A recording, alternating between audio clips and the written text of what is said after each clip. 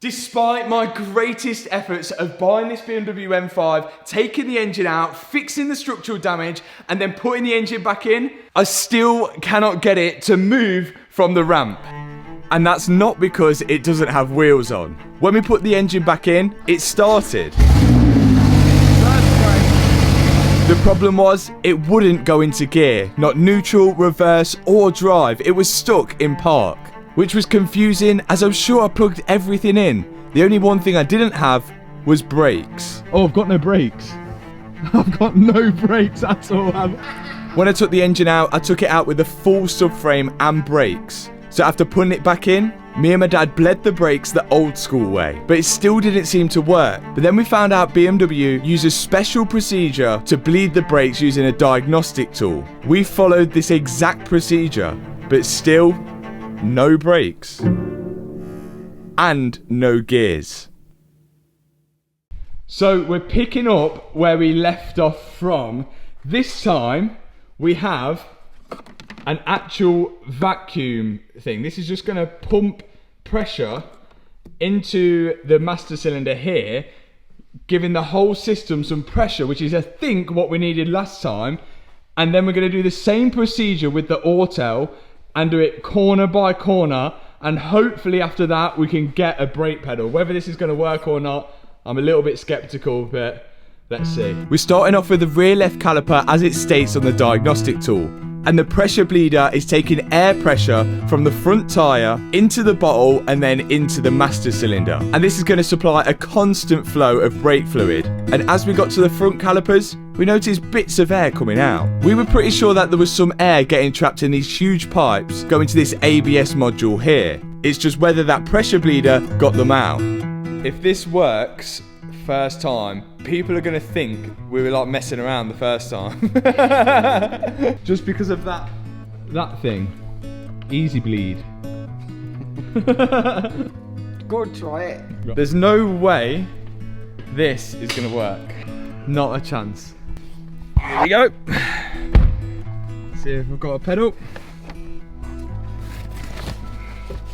I was skeptical, but as I put my foot on the brake, it was solid. Oh God! I've actually got a brake pedal. No way. No way. After all of that, I cannot believe that worked. But will it go into gear now? If this goes in gear now, because we have that solid brake pedal, it's a miracle. Okay, ignition on. Okay. Still got a brake pedal. Yes! Yes! It goes in drive. No! Come on, how? It works! It goes in gear! It must be a pressure switch on it.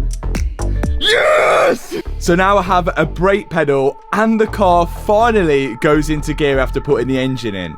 Which now means I can continue the rebuild, and oh, do we have many parts to continue that build with.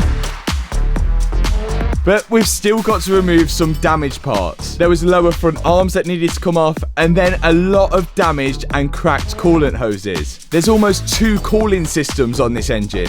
One cooling system cools the engine, and then the other one cools the air going into the engine, giving it more power. And you may notice I've still got the original charge coolers on the top, which are damaged, as the new ones haven't arrived yet. So I'm gonna have to put this thing together with the old charge coolers on, and then swap them over once I've built up the front end, which is going to be slightly more difficult than doing it now, but I really want to get this front end on. This radiator down here, which I'm disconnecting the pipes for now, is the transmission cooler, and when I disconnect the pipes, it doesn't look like it's got much oil left in it. So we're definitely going to have to refill the gearbox with some oil before we get this thing out on the road. And then on goes this brand new second-hand rad pack, which I got from eBay, which was pretty cheap.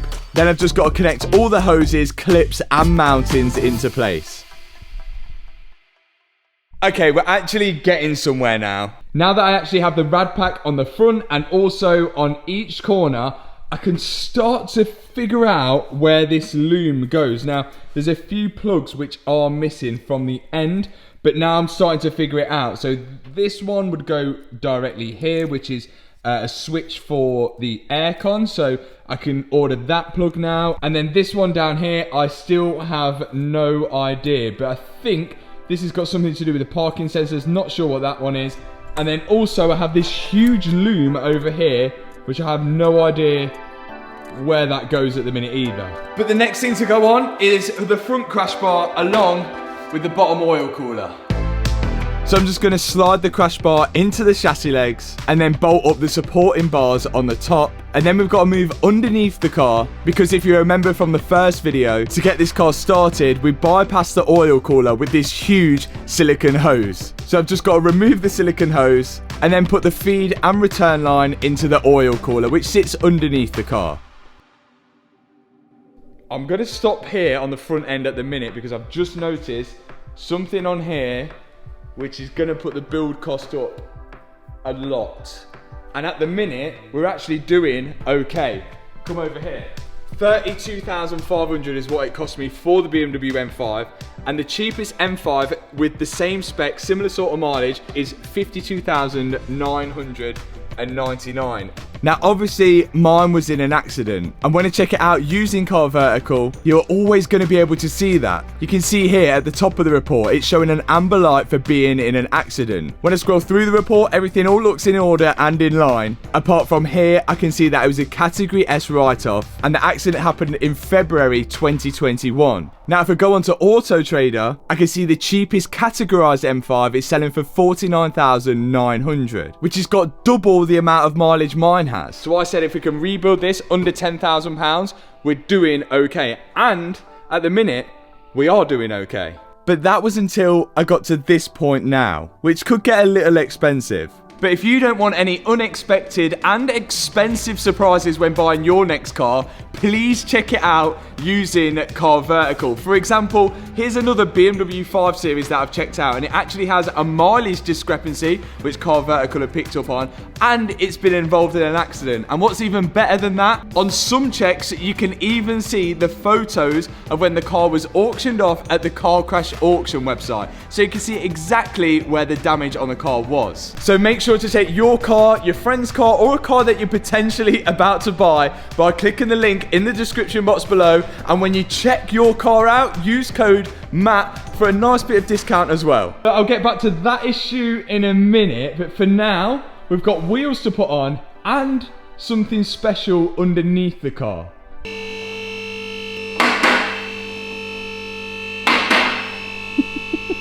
This, oh my god, I'm gonna hit the right.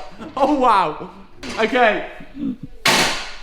This was the full exhaust system that came off from the downpipes here, and I believe, I'm sure a lot of you said that these are the OPFs, not what are taken off on the downpipes. That's what we've already done on the car.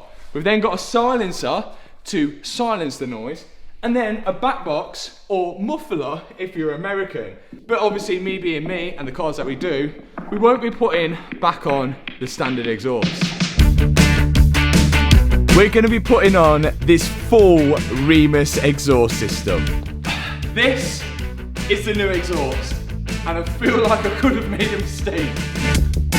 Sometimes louder isn't always better, and this exhaust looks like it's going to be insanely loud, especially how this car is a 4.4 litre twin turbo V8. First thing that goes on are these pipes here, which replace the OPF filters. Then it connects to these pipes, which get rid of that center silencer. Then I've got to remove the valve system off the old exhaust, which allows you to open and close the valves to make it quieter or louder and fit them onto the new exhaust. And you may notice the new exhaust back box or muffler is considerably smaller than the old one. All I've got to do now is fit all the hangers in place and line the exhaust up so the exhaust tips are all in line at the back of the diffuser.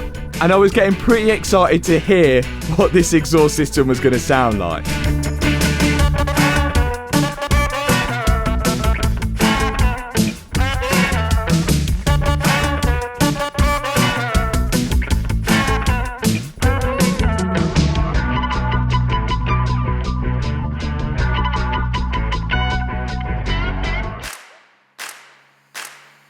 The exhaust is on and it looks so sick. Like brand new Remus all the way from the top to the bottom. Evolve downpipes as well, fitted snug against this exhaust.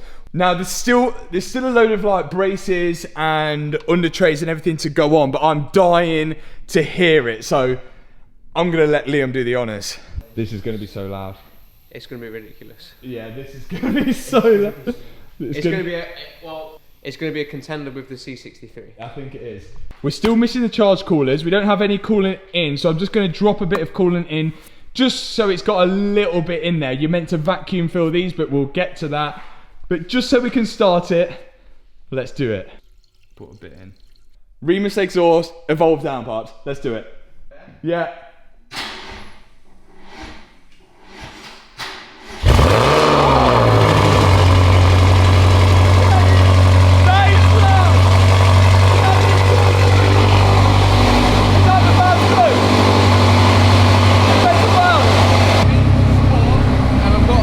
The valve's open, so I must go have a look.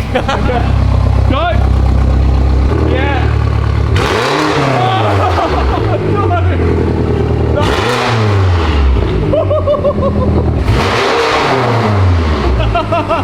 What's that in? Comfort?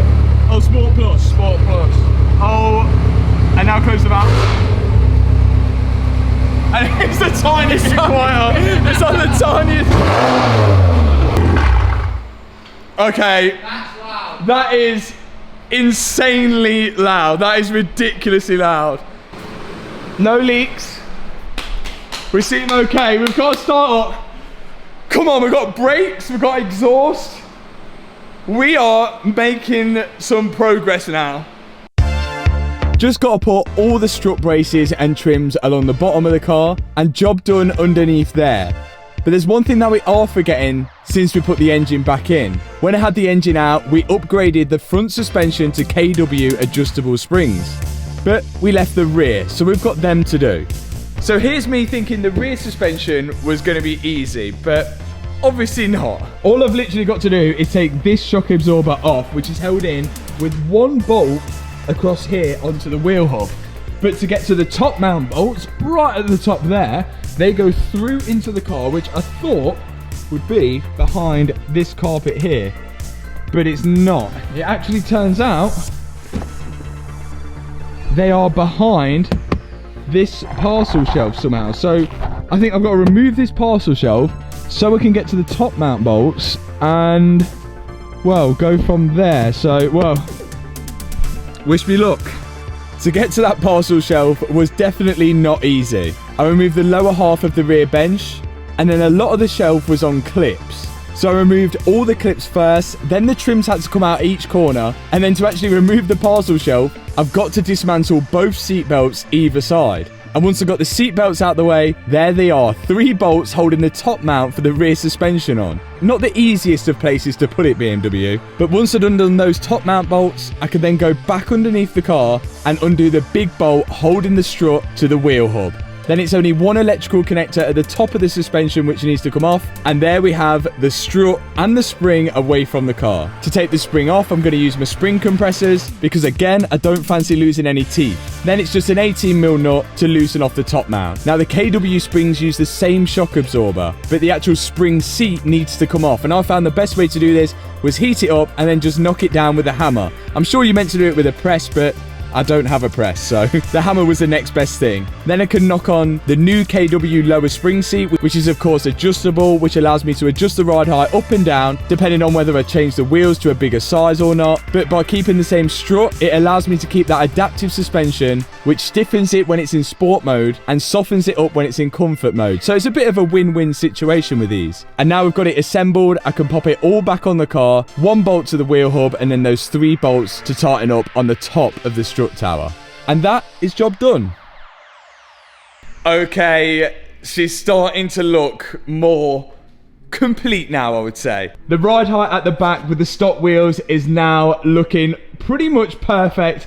And then when we move on to the front, again, I think that is absolutely bang on. We've still got all the body panels to go on the front, so it may sit a little lower on the front with those stock alloys. And then also in the back, I've not put together this back parcel shelf just yet because we do need to send these seat belts off to be reset because obviously the tensioners probably would have blown, although the seat belts do still move, but we'll find out. It's better to be safe than sorry and send these off as well as doing the front ones, which are again completely locked out as well. And well, the front airbags are going to be a different story.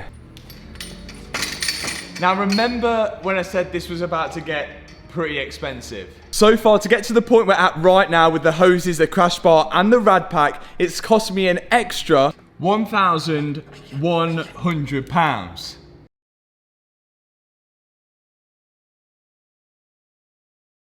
But I've actually managed to find myself a second-hand bumper from eBay, which is actually in the same colour as the car. The problem is we're missing a lot of parts from it. And I think those parts have got something to do with these two wiring looms here. In this bumper, you have holes for a parking sensor there, a parking sensor there, there, and there as well.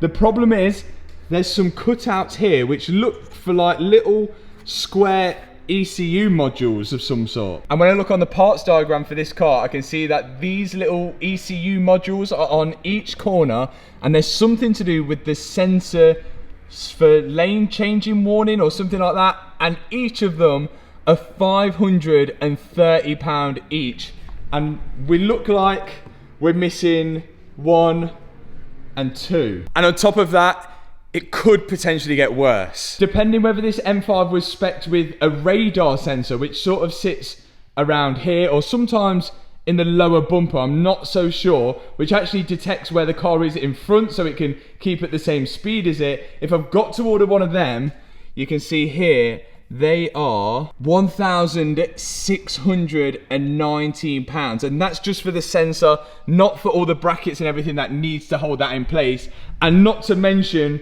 the loom which goes to it as well. So this really could be where all the little parts sort of price up the build a lot more, unless we can find some second-hand ones which would potentially work, but then we've got the issue of probably coding them to the car. Don't quite know how it works. If you guys know, let me know in the comment section below. Like, do you think it looks better, doesn't it? Well, yeah, it looks more like a car. Yeah, I mean, but I just don't.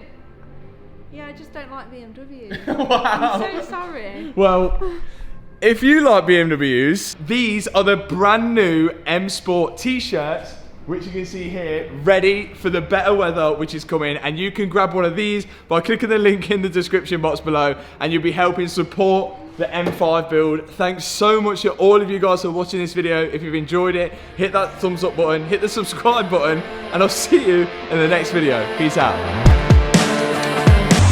Oh look, I don't even have an engine management light. There's not even an engine management light on the dash, so we're doing all right. No way. No way did that all along. Just that little box. Like a drug that I just can't deny, giving me the best.